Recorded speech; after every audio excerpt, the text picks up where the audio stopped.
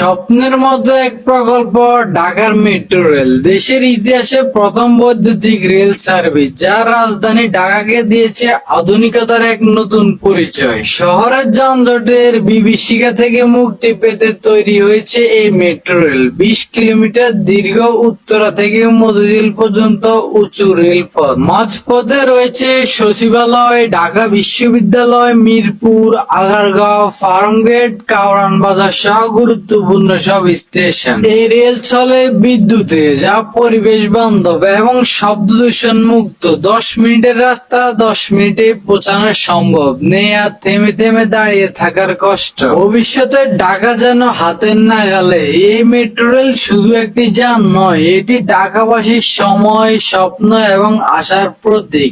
Metro rail ঢাকার গতি, আধুনিকতার চিহ্ন। নিত্য নতুন এমন ভিডিও পেতে আমাদের চ্যানেলটি লাইক, ফলো এবং সাবস্ক্রাইব